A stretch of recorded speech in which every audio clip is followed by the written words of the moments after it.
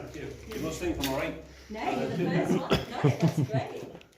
I thought you'd like this, being a structural engineer. Yeah, they are the first engineered joists I've seen. We might have something like that for our Wow, friends in town. yeah. Yeah, engineered joists. They fit these in modern houses now, but they did used to make them in the olden days to serve material. But it's only on this side. I don't think, unless it's because we still got the ceiling. Have they done it the other side as well? Not sure, it's very structurally sound, so I'd imagine that they are, yeah. Yeah. But And then it's there's not fiberglass engineered being put on top, isn't it? That's fiberglass.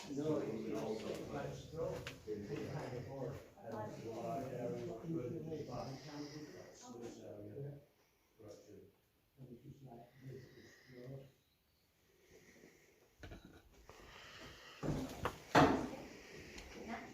Natural. This area now, there would have been also a place on the And ready. I'm going to slap him. Yeah, we often do. The only trouble is he enjoys it so much. I should have got the guys booked onto a longer time. Oh, so we're going to have to water on a bit more. I'll tell This is corridor 102 now. One of the longest corridors in the United Kingdom. I don't know if it's one of the guests. I'm going to please not comment. If you look out there, you'll see that we've got an upper floor. Nocton is built on a single story. The reason why we've got that upper floor is that's where they've got the ventilation shafts and things like that for the surgical side and everything. So they could get maintenance access up there as well. So this is the only building that you're going to see besides the towers, obviously. But that's the only building that you're going to see where there's a bit of an upper floor, and it's because of the ventilation. So before we go in here, health and safety check. Okay, first, in the operating theatres, obviously for sluicing, cleaning the floors, it'd be just all put down through the grills in the floor. So here, because those grills are metal and people strip the place, those grills are no longer. So don't walk backwards when you go in there, please. I don't want you falling down the trench. That's fine. Also, you're a wanderer. Follow me, okay? Don't go right when I go left, because you might end up down the manhole. And it's the water in there. I don't want you to hurt yourself. Timmy O'Toole that fell down the hole. Sorry? Timmy O'Toole. He fell down the well. Have you been? No, it's a storybook. A story, okay, Yeah. okay. Well, Sorry, I wander off I don't like want that. you to be Okay. one of them. So I don't want to be You're Timmy going to go O'Toole. left and then right. We're not going to go right that way because I don't want you down a hole. Okay. So, What's he picking on me? you're going this way. And if you look left, you will get, look at the start of the very long corridor that this is why we come in this way. Because you will get the chance to see the beauty of the quarter of a mile. It's not a mile, like some people think. It's a quarter of a mile long corridor. That is the central corridor that leads from one end of the site to the other. And you are not seeing the end. So watch out there. Yeah, that's the inbuilt swimming pool that we have now. Obviously they had dome skylights here which would have been worth a fortune, and they've been stolen and they've gone. Yeah. Because of the nature of this build, this was built in 1962. You've got the concrete ceilings, you've got the brick walls, and they plastered them. Obviously, because the rain gets in now and seeps through the seams, it's decaying quite rapidly. And that's why you've got all the dirt and everything. And occasionally we do get a bit that will fall down, hence the hard hats. You don't want to be, it's just the plaster. We are going to head through those doors. Yes. There is a sign above those doors. I'm going to stand in front of here so nobody falls down. I need you to go up there. We're going to go through those doors. When we go through those doors that used to say no entry, we will be stepping into the operating theatres. And I want you to tell me how many operating theatres when you go in there, how many you think that we had here. Okay? So be careful as you step in, get your bearings, move away so people can get in as well. But please do not walk backwards in that area because you might end up down a trench. Well, there's this one and then over in Pipework's there. been removed, hence the grills are missing from the floor. The ground is sound, it's just we don't want to. This is for filter clean bacteria for operating theatres. Something above that. Again, for the cleaners alive. These doors, making a big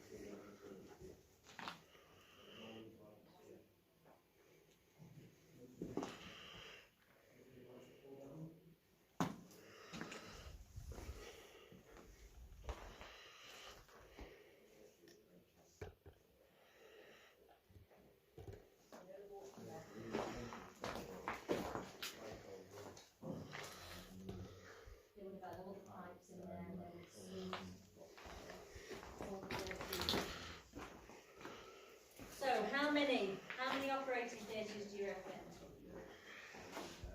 What is the operating theatre near? This is where the operating theatre is now. So we're in the surgical end of the hospital. And you've had a chance to wander around a little bit. How many? I reckon 4. You reckon 4? How many, Andrew? 2. Oh, 2. We've got 4, we've got 2. 2 and a high dependency unit. Is my guess. It's not fixed. Look, Can you? yeah, I can.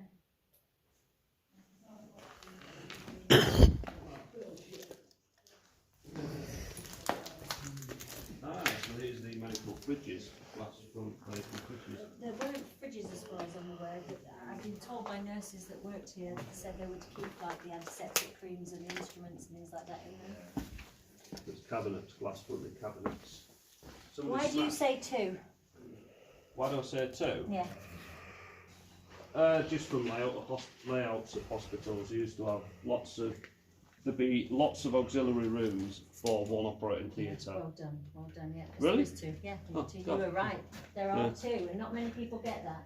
I had one person that got it right because she has, you know how you have photographic memories for things that you see? Yep. She has it for things that she hears, and she remembered everything I said at the beginning of the tour. Everything wow. I said. And on Yeah. the beginning of the tour I said, in 1962, twin operating theatres. Ah, right. So Wow. these are the twin operating theatres, and this is the centre point, because you were right in seeing these glass cabinets, one each side. Yeah. So that side mirrors that side, Yes. but except for those 2 rooms, those are the only exceptions. So these are the prep areas. Yeah, so you would be brought into this room in front of you, just here over here. You'd be brought into this room or the Yeah. one opposite, depending which theatre you're going to go into. Because this is where the anaesthetist would be waiting to sleep, so this is the prep room for that. Yeah. You'll then be taken through the doors here into the operating theatre. Operating theatres do not have windows in them to externally, because obviously they need to keep this place as sterile as possible, so they need to reduce the amount of risk of getting pathogens and things like into here. That is not a window or a hatch. That would have had a light on the back. For what purpose? X-rays. Lots of gubbins up there, lots of light fixtures to make this a very, very bright room. Lots of vents at the bottom to get the air out, because it wasn't just keeping the air sterile. They're using chemicals and all that mixtures, oxygen and things like that, to put anybody to sleep. So they had to keep the air circulating. So the air would go out, one-way system, couldn't come back in. Clean air coming in from the top, very much a controlled environment. The prep room that was on this side, you've got evidence of where the sinks were there for the surgeons scrubbing up, and then they can come straight through the door ready to do surgery. Theatre nurses would be preparing the trolleys in this preparation room to make sure they had all the necessary instruments for that surgery. While surgery was in place, you had another team getting another trolley ready for the next surgery. The room with the window here, that was an office. Yeah. For all the paperwork, and the room opposite, the one with the eye on the wall, that was the recovery room. So you'd be taken out, come out of the anaesthetic there. Once they were happy that you were out of danger, they would then take you over to the wards.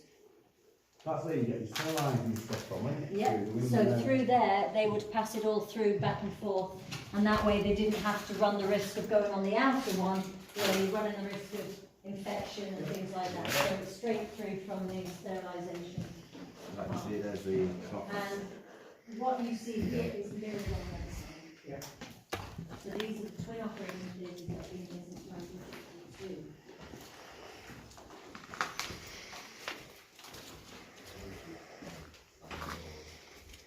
I love that as well. And if you look up on the ceiling, it used to be clean and intact until this winter, and then that came, all the rust came through, but on the other side it is intact and clean.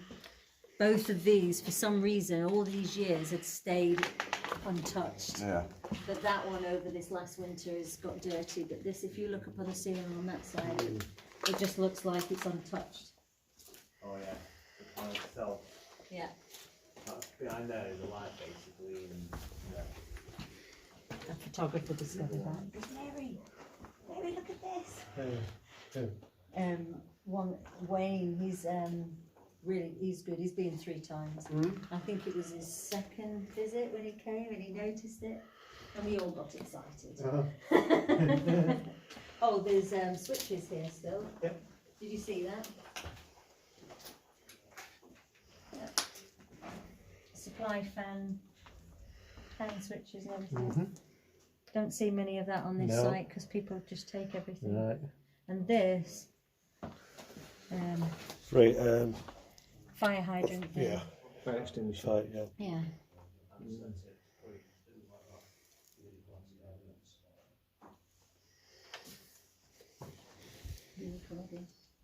No.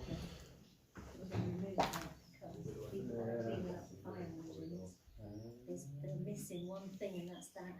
Wow. So we're going to let them have it so they can clean it up, restore it, and it will be preserved in a museum. So we just need to let that happen. I'd rather it be restored and make something complete.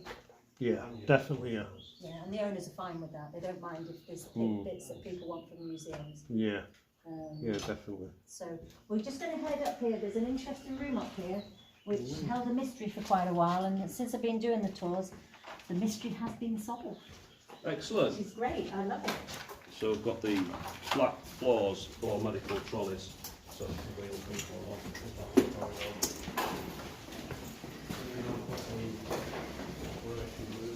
It seems a bit like a hospital corridor, this. Yeah. Very curious room. Hospital. So what do you think this room was used for? Mr. Smarty Pants might guess it. Where they slept, where the patients, where the patients slept. Yeah, cold room or something, refrigeration or something, maybe. No. Where a patient slept, did you say? No, because you would normally, what, like a ward? You would normally have windows in a ward. That's true, yeah. He's found it already, look. He's found the clue. It could be an airline or it could be a suction pipeline. There are 4 of them. And there aren't any missing. Looks like a machinery room almost. Look up in the rafters, Mr. I'm a structural engineer. Tell us the time period that you think this was probably constructed. Right, this is for Gulf War Well done. 80s. Late 80s. This actual room was built by the Americans. It wasn't here when the Air Force were using it as a hospital. The Americans built this because those twin operating theatres were not considered enough for the amount of casualties they were expecting. So they built this room as an operating theatre, stroke ICU. Yeah. So that they can perform several operations at one time. So there's 4 bays here. And obviously they've got the ICU. They never had an ICU here. So this is a field operating theatre stroke ICU. Yeah. And I don't think it got much use. And if you look, when you looked at that pipeline, did you see the date on it? I didn't see the date on it. There's a date on the site saying January 89. Oh yeah. Yes, that looks like an airline, compressed airline. Yeah. in front of the machine. I don't know what to do. It's bays. If you notice, it's bays because you've got 4 sockets, you've got ventilation and that. So there's 4 of them. So these would have been bays. And over here, like where the sink was for scrubbing up, there's your waste pipe. And there's brackets there, so they probably had a stainless steel sink for scrubbing up. Yes, well, And more than one surgeon can scrub up at the same time to receive those casualties. But as we know, we only had about 35 that came from the Gulf. That was came back here. yeah. Yes, this actually, now you say it reminds me of MASH, you know, Yes. the medical hospitals And in that's America. the American that I've been in correspondence with that works here. That's how he described it. He said this room is like in MASH, where it's a field operating. Field hospital. Field hospital. And all the clues are all around us to be able to establish. And if you look outside, the brickwork is a lot newer construction. You see this.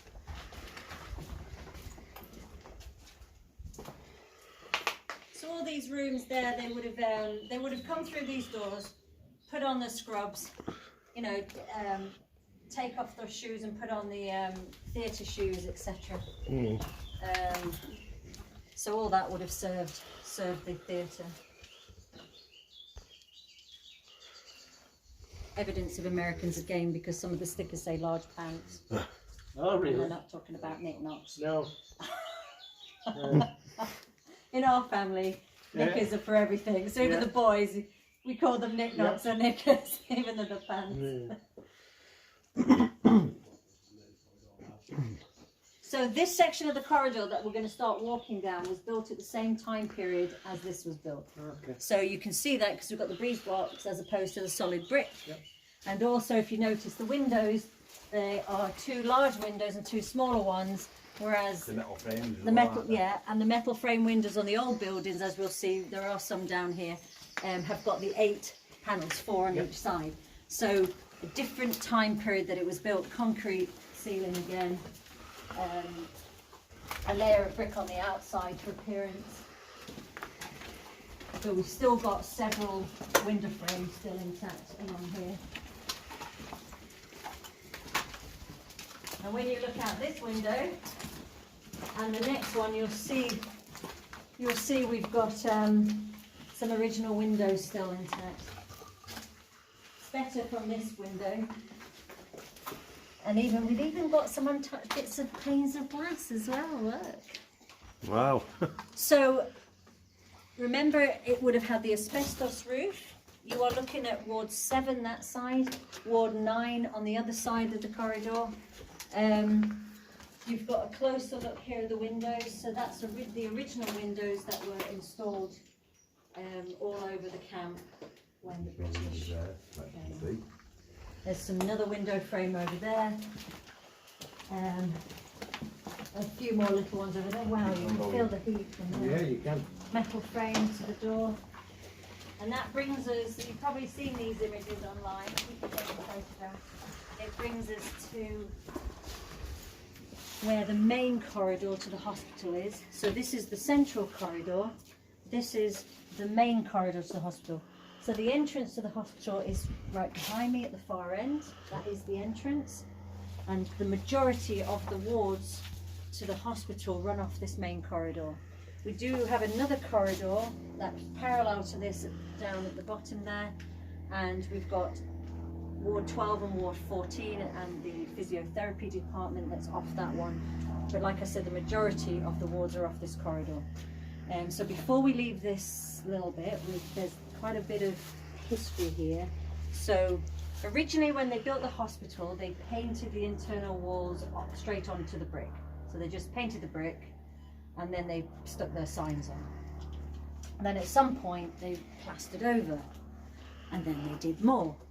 So what we found as the plasters come away, we found one of the original signs that the Air Force put in, which said dental department, antenatal and gynecological clinics, dispensary. Might have had another word in there, but the paint's gone now and everything. So that's an original sign that showed itself as the building's decaying. The surgery sign above our head was painted by the American gentleman that I've been corresponding with who worked here from January of 1988 to December 1990. So he was here a month shy of 3 years, and he hand painted that sign during that time period. The Americans put the stripes on the walls that you see in the corridor, and you can tell because with MASH, in MASH you saw everything has that stencil, the numbers and letters are stenciled. That's the way the Americans do it. We do it like that with the black stickers. Frames Americans in your head, Yes. the stenciling there. So the stenciling, Yeah. the stripes on the walls, that's all been put on by the Americans. That never used to be. No, these stripes on the wall, Yes. are they for different units where the So the blue locations are? says surgery. Can you see?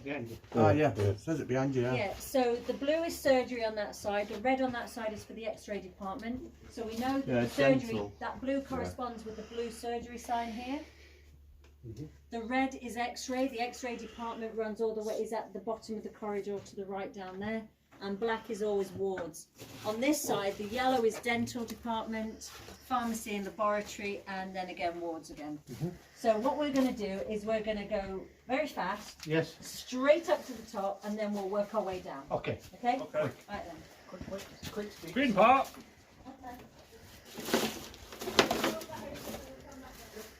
Oh, going up here. And back down here. I just wanted that shot. I got it.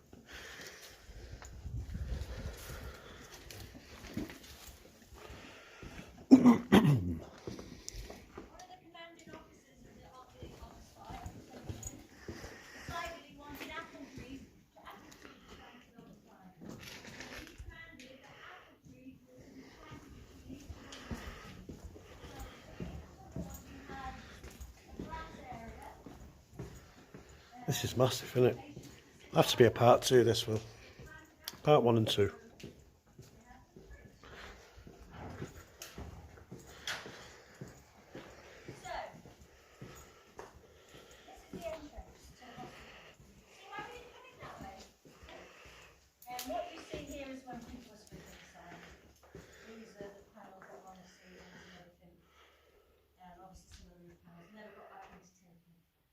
So that's the reception.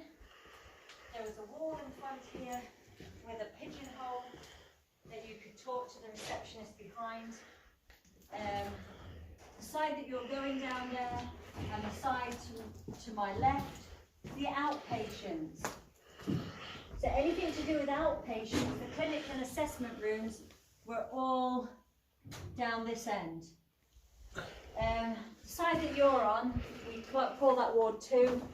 That was where the ophthalmic centre was put back in 1954. So the opening up in the corridor at the end there, that was the waiting area, and the rooms going off there was for the clinics for the eye department. Then the other rooms were mainly the medical records offices and all other administration side, you know, offices of running this hospital, staff rooms, etc. You got a keyboard on there. The hooks are gone now, but that was a keyboard. But the majority of the outpatients were down this side, Ward 1. It goes around to the right, it goes to the left again, and you've got another corridor just as long as that. So it's quite a long department. They did lots of different clinics here. Vasectomies, one of them. Everybody crosses their legs. I don't have to. So yeah, so basically it's just all empty rooms now. This sign has been revealing itself as the paint comes away.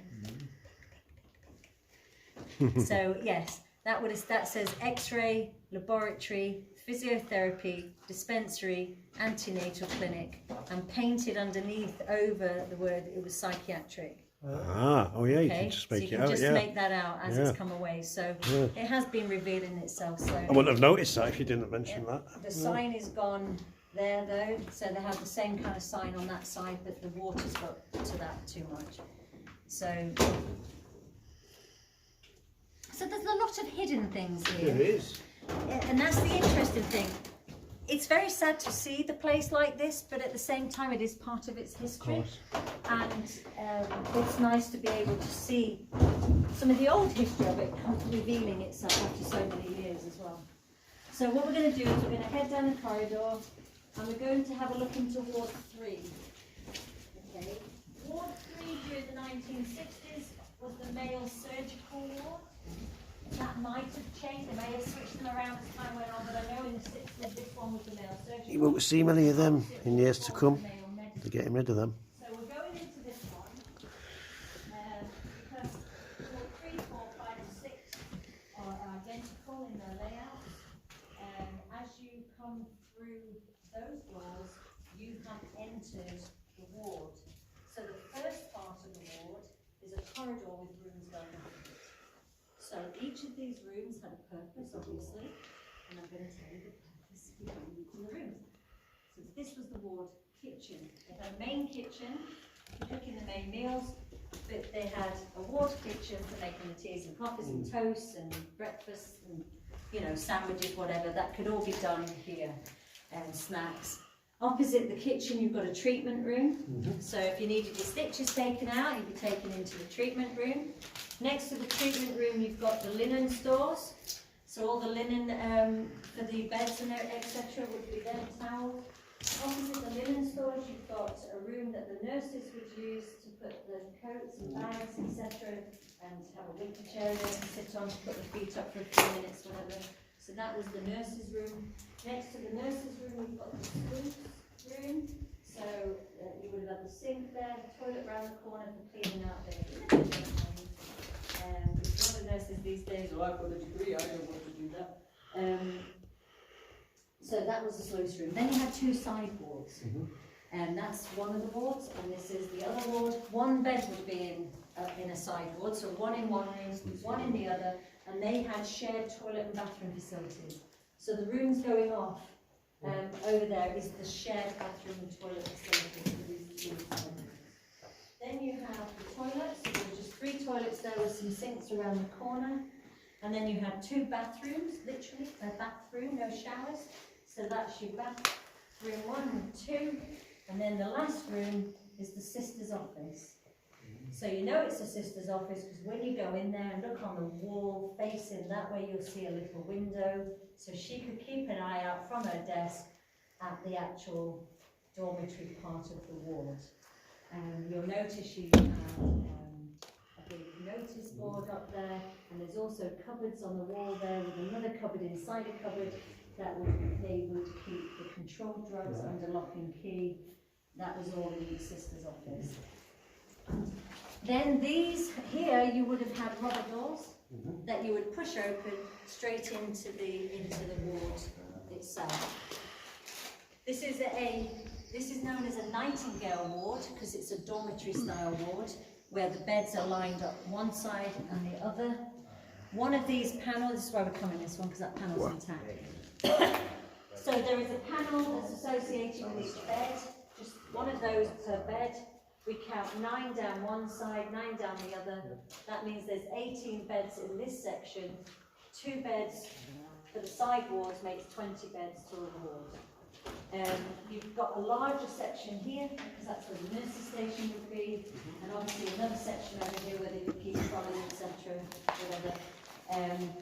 If you just had surgery, you would be brought back here, and your bed would be placed right in front of the nurses' station. So that they could keep an eye on you and making sure everything's fine. As time went on, as the days went on, your bed would be moved around the ward, the next one would be coming in. So by the time you got back around to this side, it's time to go home. They did some extensive improvements at the end of the 60s, around about 1968 to 1970, 1971. They made some adaptations. One of those adaptations was adding a day room onto some of the wards. So this is one of the wards that got a day room at the end there. It's good to see that still there. Yeah, it's the only one. Yeah, the only one. We've got a broken one in one of the other ones, but this one is the best one to come into. Also in the late 60s, because of the issue with the vaulted ceilings and the single pane glass and the metal frames, the heat didn't stay in, it went straight out. So one of the things that they did was to add these anti-static ceiling panels, light to penetrate through, but it helped to lower the ceiling and to help with the heating situation in there.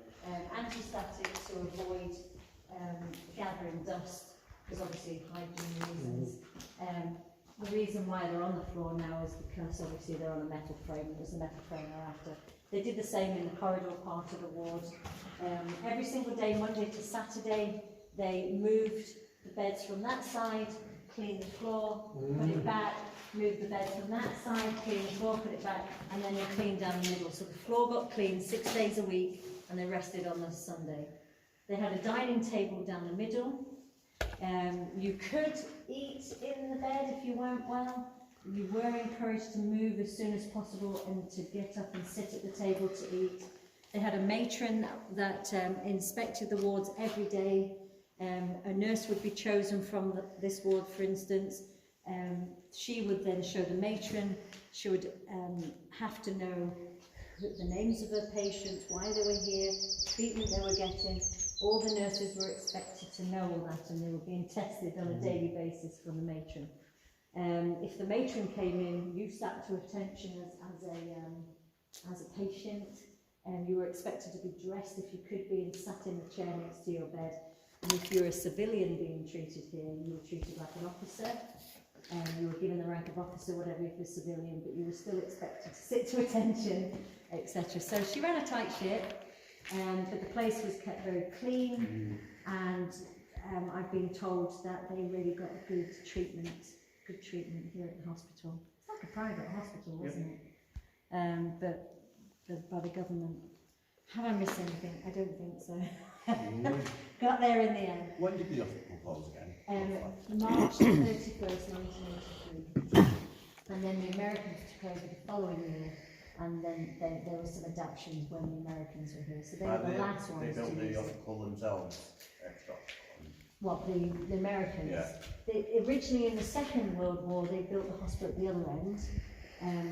And then when they left and the British took over, we were the ones who built all this. But then the Americans were here for the last 10 years for the Gulf part, and then they adapted what was here.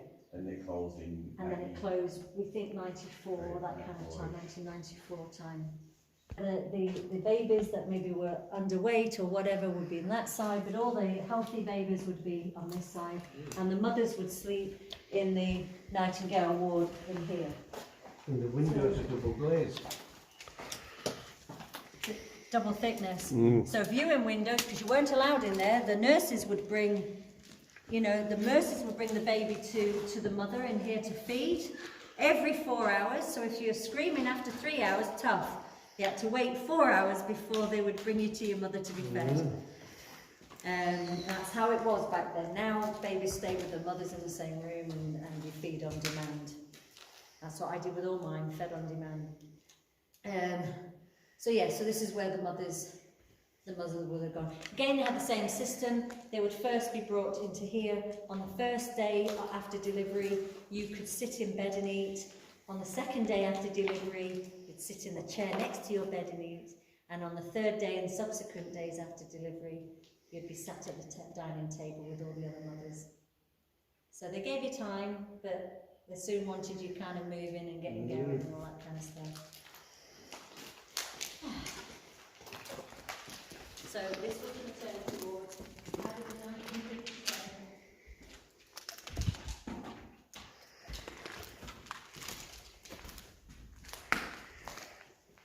This was the maternity ward area, and these little rooms here were for the newborn babies. The delivery room was through the doors at the bottom there onto the left. So they would labour on their beds there, and then when they were ready to deliver, they'll be taken into the delivery room. And then once everything was okay, they'll then be moved over to Ward 8, where they could convalescent from the birth.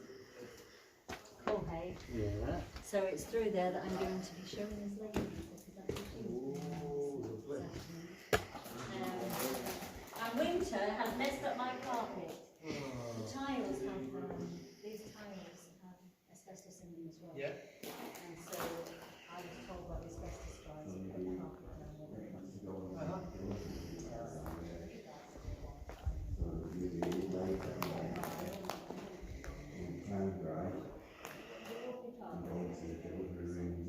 Now they've got a nice little walk-in.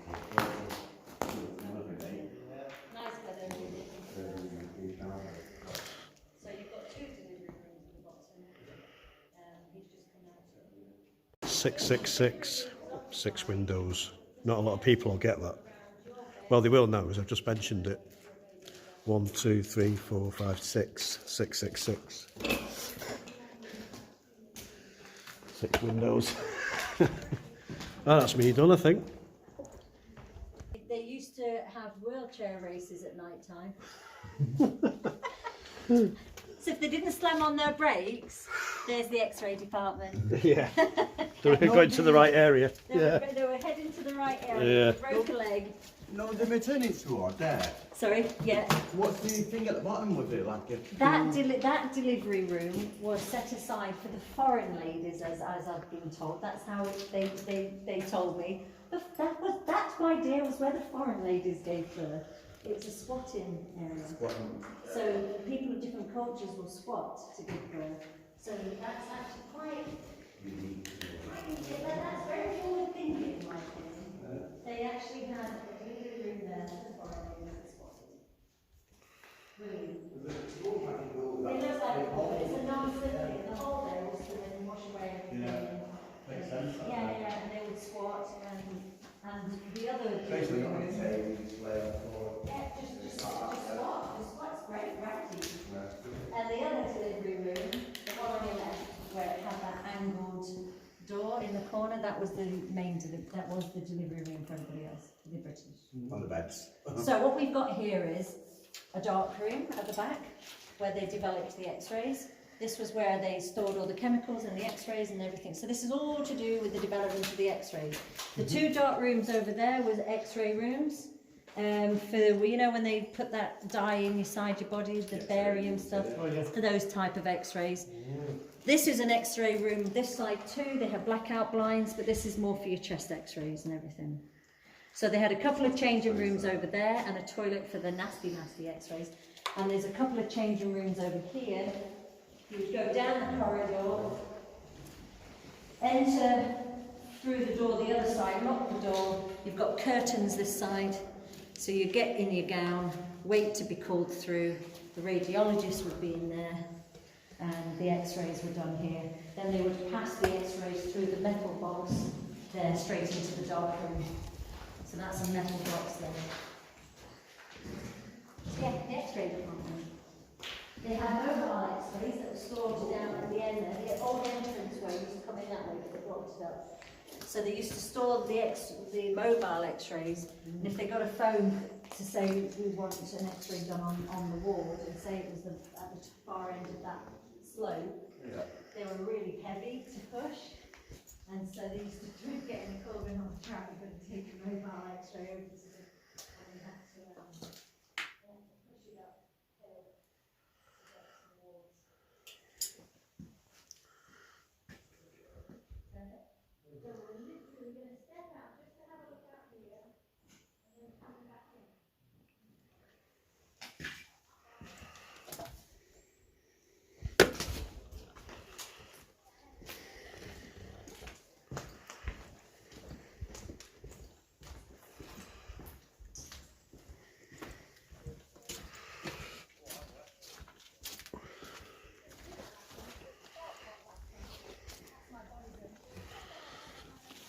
It's a beautiful day for this tour. Absolutely beautiful day. For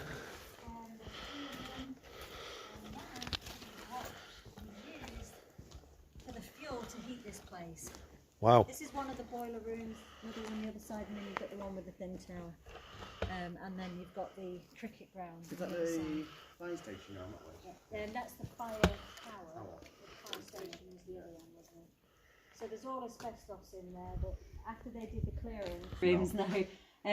But it's from this corridor, from the physiotherapy department, that people talk about the grey lady. So the apparition of the grey lady coming from the physiotherapy up this way, down the corridor, past the matron's office. They believe she was a matron, and then she would be seen going left to the main wards and disappear. And I've had nurses on here that worked here in those days. A couple of them, they personally hadn't seen her, but they've said they had colleagues that claimed they had seen her. And so, who knows? Who knows? Yeah, they've been Spirit world's all They've been around. at the surgical spirit, haven't they? I've never seen her. But we do get a lot of the Paranormal, yeah. that book on and set up Did those. it stay overnight? No, we're Paranormal. not allowed any overnight No activities overnight. on the site. Don't let people be on 10 on the site. So if they want to come and they want to come when it's starting to get dark, then we need to put 6 to 10. And book a 4-hour slot in the morning. Where's the grey lady? Are you here?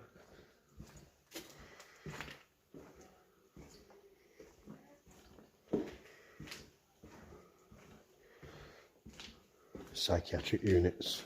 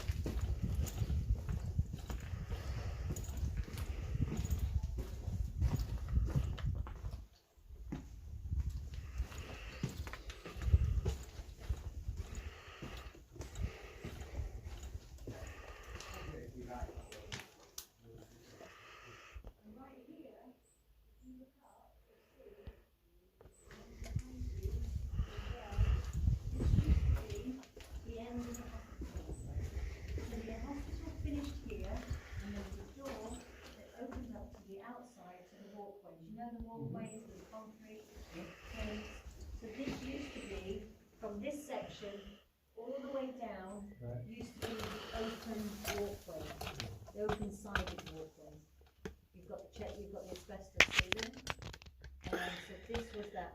In 1970, they closed them in. The reason for that is they moved the maternity down to the other end in November 1968. And I would imagine somebody was complaining because if there was an emergency coming from the maternity downtown, they had to get them to the twin operating theatres. Prevailing winds coming from that side, they're a bit cold, weren't it, when you've got a distressed mother. And so I know in 1970 was when they did the works to close it and it became an internal corridor. Different structure, you've got clockwork, plastic doors, wooden frames, very different to the rest. But the Americans painted the signs on the walls, we know, so therefore the yellow stripes correspond with the yellow painted beams correspond with the yellow stripes. So we know that that was for the dental centre. So the two buildings, that one for sure, and possibly that one there, freestanding buildings, that was the dental centre. And if you look on the inside here, you can see that the British used the black stickers. So the Air Force put dental centre, and then the Americans painted over it and stenciled dental. Because just because you. Why don't- would they? I don't know why they would do The it. But it says Americans- dental centre. Why didn't they just use it? But no, they didn't. They kind of like did their own thing. We've lost the yellow can see where stripe they now painted on right this over side. it, can't you? We've passed the dental centre, you see. And Oh yeah. stenciled it there. That was indicating, showing. Oh, you it says the dental door. centre. The Look, dental centre, Yeah. and it's just said it's dental on Dental, there. yeah. In my stomach then. Yeah. You feel me? Yeah. They're cutting bits out anyway. Those buildings there, if you carried on around, it takes you to where the boiler houses are, where we were, where the tanks were. Those buildings were used by the civilians on the site, like the electricians, like my dad, that were plumbers and all that kind of stuff. They had their offices there and bits and bobs and everything. And this is morgue. This is the mortuary. Evidence of a fire from youths that got on here, and they lost control of the fire that they set in there, and they did a runaway to get the fire brigade out. But it's structurally sound. Smoke blackening on the ceilings and on the roof. I think the fire started in this room.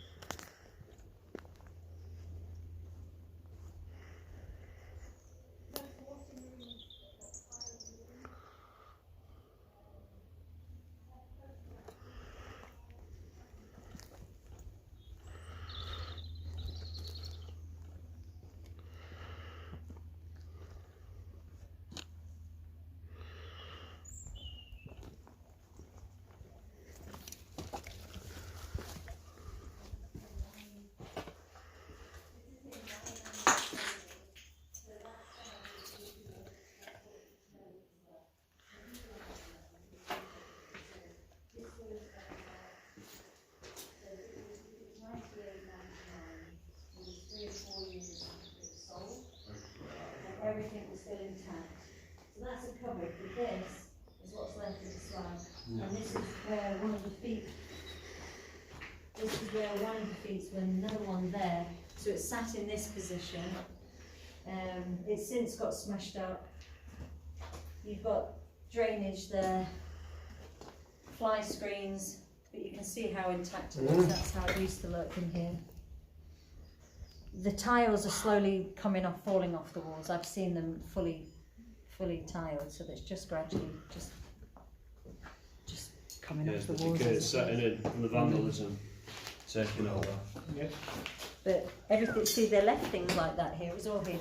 The refrigeration unit was left as well. When he came, the doors were still intact. Everything was, because there were metal doors, 3 doors, so there was enough room for 3 bodies.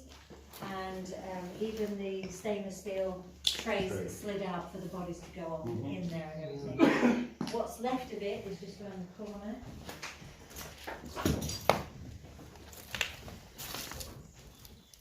This is the base of it.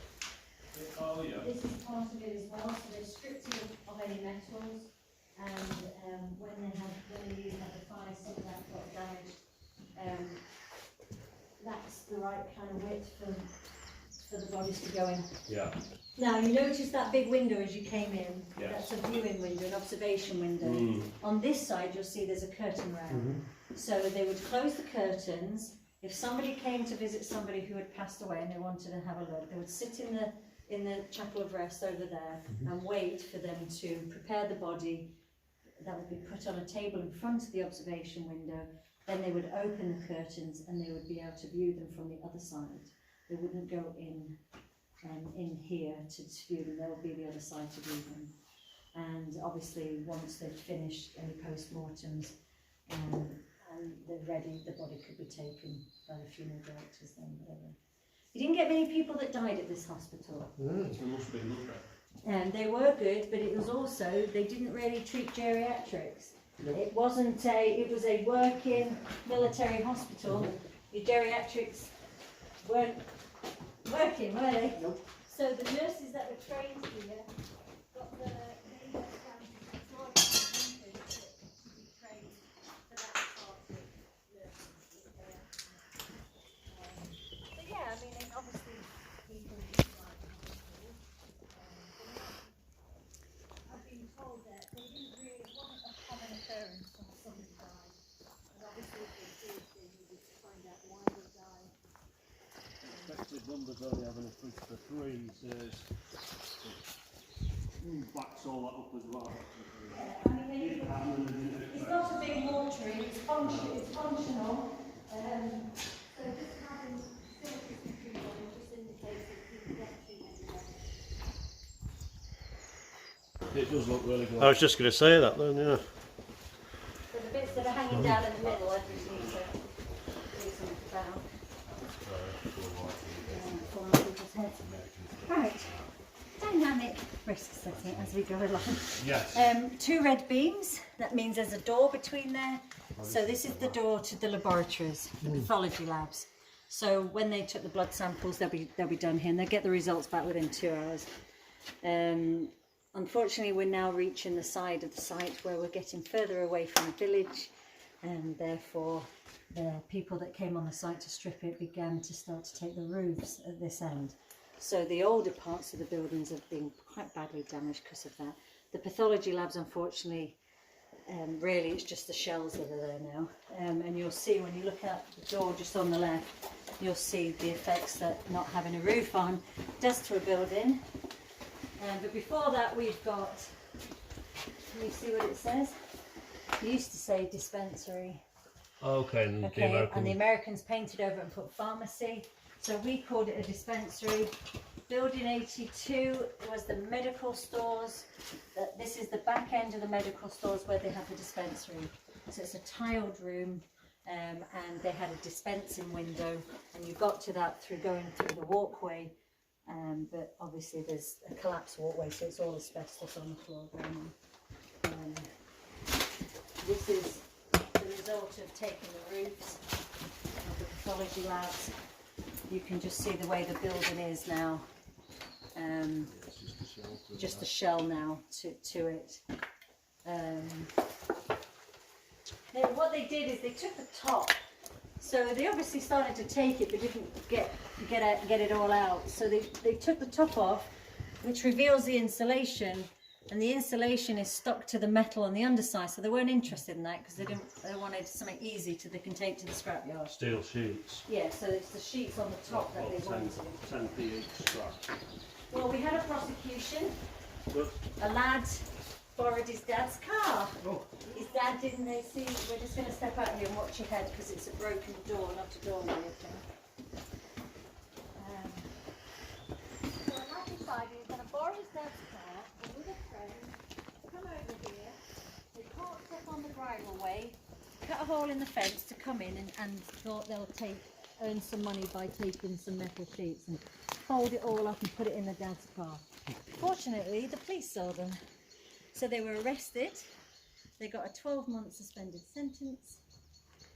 When the police, once the court, the sentence was done and they finished in the court, they gave us back the metal sheets. We took it to the scrapyard for the owners, and we got a grand total of £72. Whoa. And there was quite a pile of them. But the poor lad, he was more scared of what his dad was going to say when the police told us that he was terrified because he said his dad was going to give him a right old telling off. But anyways, was it worth it? A suspended sentence, so a criminal record for what would have been £72. Where is he? Not enough. So, medical stores. Evidence of bars in the windows because that's where all the drugs will be kept, the test tubes for the pathology labs, all that kind of stuff will be kept there.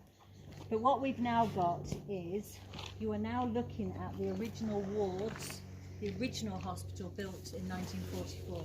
Very similar to what the British built, similar layout, except the British didn't use these as hospital wards. They decided to use these as accommodation, but this particular one and the one on the other side of the corridor, because it has a corridor down the middle, was the School of Nursing. And somebody early on in the year posted a picture, he's in here as well when he posted it, and I said, please tell me that is the School of Nursing. And he says, Mary, yes it is. So this is how it used to look. And you can see that you've got chains hanging down for the lights, the big lights. You've got curtains up in the windows, clock on the wall, tables. So that side and the other side were set aside for training nurses.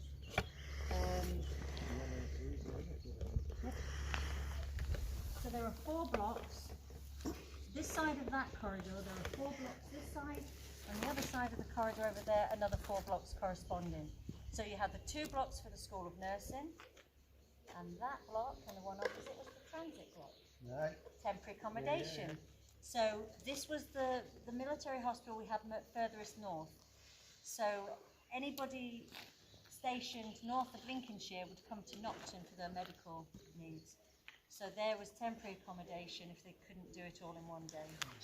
And then the other 2 blocks that side, and again 2 corresponding blocks the other side of that, 4 blocks was for the Airmen Accommodation, the single male accommodation. If they were married and over 21, because if they were under 21 you wouldn't get a married quarters. No, so if they were married and over 21 they would be given married quarters. If they were single they would be over here. One of the blocks was 24 beds to a dormitory. One of the blocks they converted in the early 70s to 6 single beds, and the other 2 blocks were 4s and 8s, so 4 beds in a room, 8 beds in a room, and they had a couple of those or whatever. So they had different, depending on your rank, it depends on what accommodation you were given. So that was for the single males. The single females are right at the end of the walkways, and they had 2 blocks over in that corner. So let's go back to the corridor.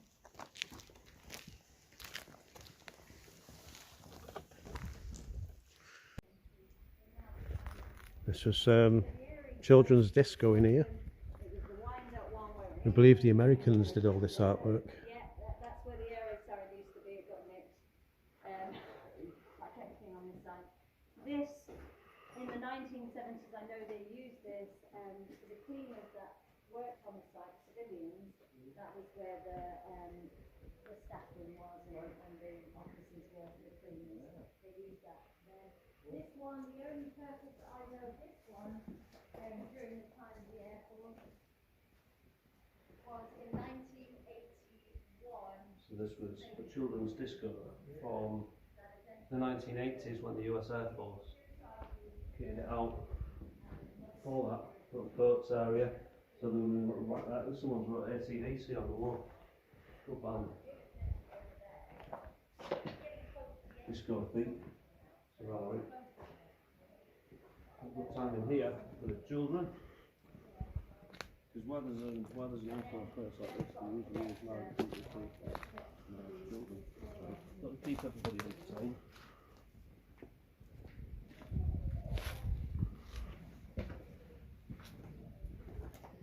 This is all back to World War II.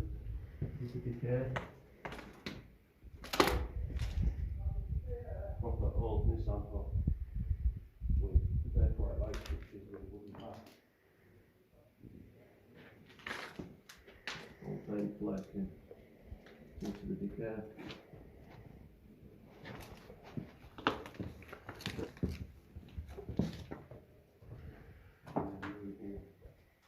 It was used by civilian cleaners, similar to like a restroom and storeroom.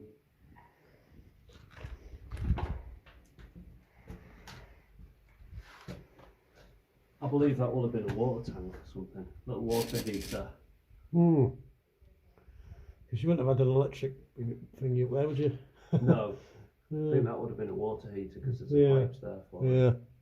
And then is that the toilets in there? Yeah. Yeah, so I think that's been a water Mm. heater. And you've got a nest up there as well. Okay, we'll leave that alone then.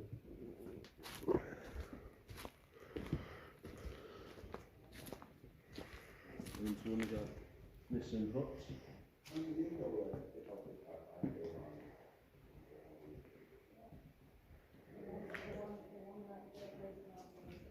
Just notice lines must be switched off. So,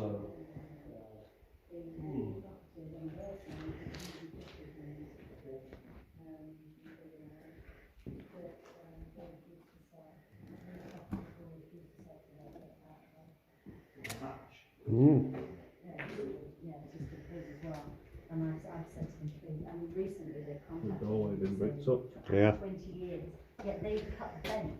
When they developed those houses, that developer cut the fence and it doesn't belong to them.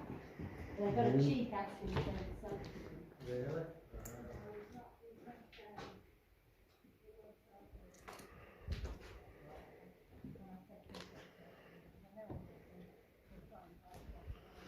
Oh, I've got an old TV there. Jeez. I don't see television. Be done up into a house soon, so you're looking at it now. The old water tower. This is going to be a house soon, so hopefully we might be able to get a look when it's finished in the near future. I bet she didn't pay a lot. She said she didn't pay a lot for this, did she? Would say on it. No, she wants. That's for doing your push-ups. Yes. Hey, someone's heavy's been on it. Yeah. Lift up. Right. Give us a lift. Let's get up there. Wow. A lot of people do that. A lot of people do it, don't they? Convert them into gaffs.